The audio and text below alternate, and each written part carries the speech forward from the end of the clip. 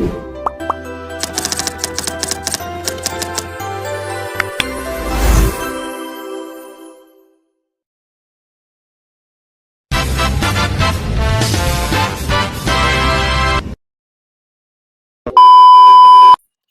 semua, hari ini kita akan belajar bersama tentang siklus biogeokimia.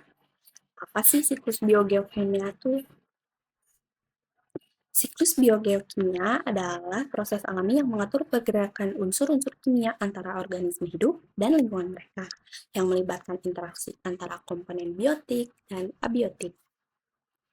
Next.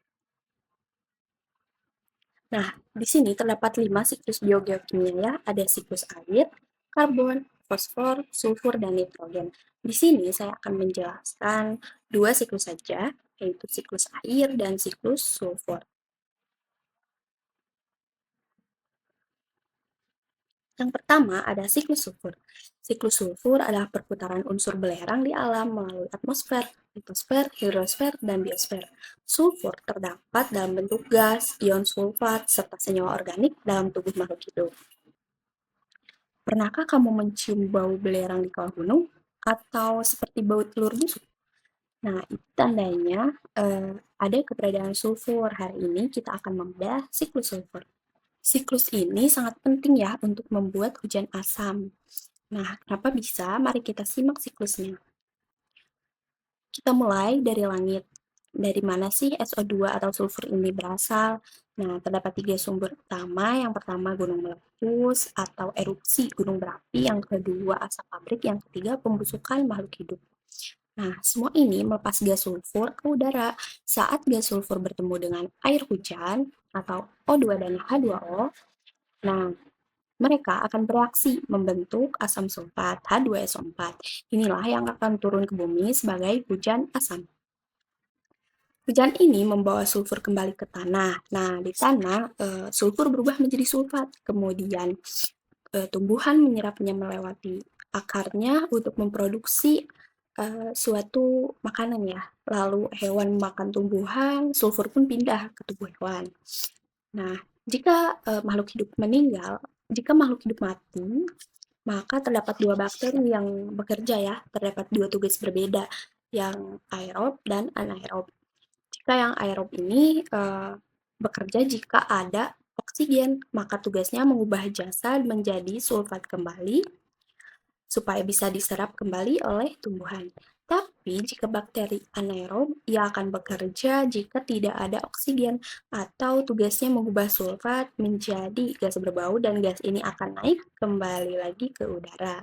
Satu lagi yang penting, apabila jasad yang tertimbun jutaan tahun yang bisa kita sebut fosil ini, nah jika kita gali dan kita bakar di pabrik, maka asapnya akan naik ke langit dan siklusnya akan berulang dari awal. Jadi singkatnya, dari udara menjadi hujan asam, kemudian masuk ke tanah, bakteri anaerob dan bakteri aerob bekerja. Nah, memang rumit, tapi inilah kerennya siklus sulfur ya, kekuasaan Allah SWT.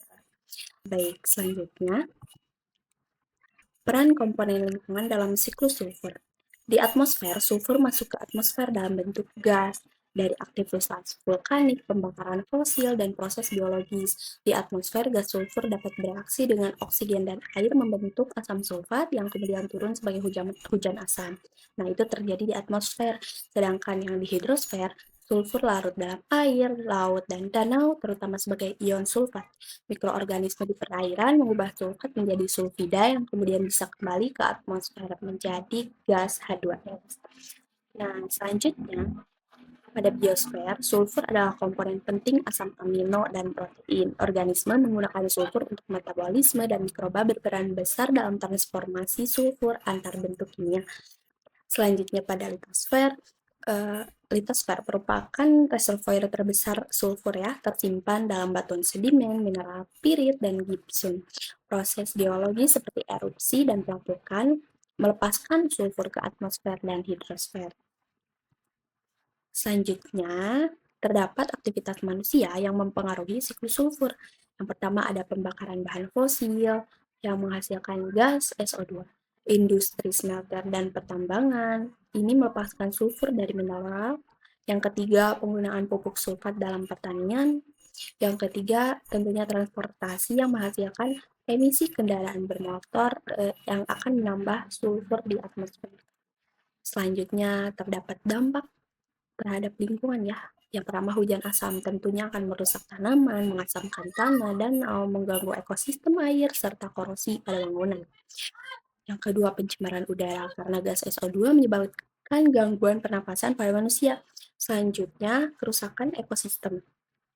Nah, perubahan pH tanah menjadi asam, mengganggu keanekaragaman hayati. Dan selanjutnya, terdapat beberapa solusi dan upaya untuk menjaga keseimbangannya. Yang pertama, tentunya pengendalian emisi, bahan bakar yang rendah sulfur. Yang kedua, energi terbarukan seperti mengurangi ketergantungan pada fosil. Yang ketiga, rehabilitasi ekosistem seperti reboisasi dan restorasi lahan basah. Yang keempat, ada pengelolaan limbah industri ya, teknologi ramah lingkungan untuk mengurangi pelepasan sulfur. Yang terakhir, kesadaran dari masyarakat ya, edukasi tentang dampak hujan asam dan pentingnya menjaga kualitas udara. Selanjutnya terdapat siklus air. Nah, siklus ini siklus alami yang pergerakan air di bumi yang berlangsung terus-menerus. Air berpindah dari permukaan bumi ke atmosfer dan kembali lagi melalui berbagai tahapan. Air di muka bumi ini tidak pernah habis ya. Nah, kenapa? Karena adanya siklus ini tentunya, yaitu siklus hidrologi atau siklus air. Nah, berikut adalah langkah-langkahnya. Nah, yang pertama, air di laut, sungai, danau itu serta permukaan tanah menguap karena panas matahari menjadi uap air disebut evaporasi. Selanjutnya, uap air naik ke atmosfer, mendingin dan berkumpul menjadi titik-titik air yang membentuk awan disebut kondensasi.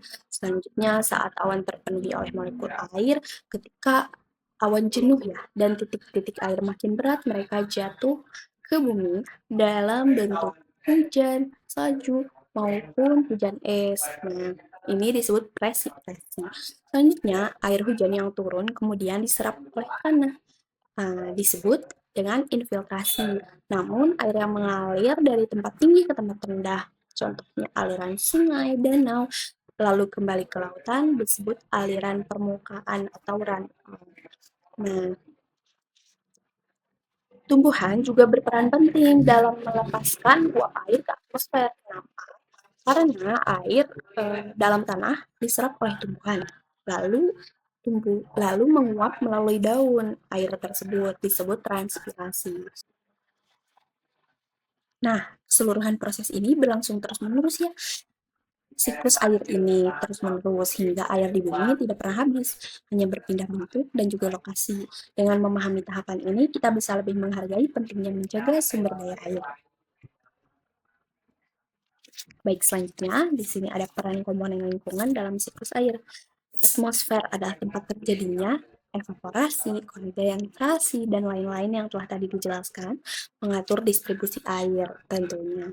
Kemudian di hidrosfer merupakan cadangan utama air di bumi, seperti laut, sungai, danau. Nah, menjadi sumber evaporasi dan tempat berlangsungnya siklus perputaran air. Selanjutnya, pada biosfer, tumbuhan melakukan transpirasi, melepaskan uap air ke atmosfer. Hewan dan manusia menggunakan air untuk metabolisme, lalu mengembalikan ke lingkungan. Sedangkan pada litosfer, tanah dan batuan menyerap air hujan, menyimpannya sebagai air tanah, menjadi jalur infiltrasi dan perkolasi, serta memengaruhi aliran sungai. Terdapat beberapa aktivitas manusia yang mempengaruhi siklus air. Yang pertama, deforestasi. Ini mengurangi transpirasi dan infiltrasi dan akan meningkatkan risiko banjir ya. Dan yang kedua ada urbanisasi. Beton dan aspal menghambat peresapan air dan akan mempercepat limpasan.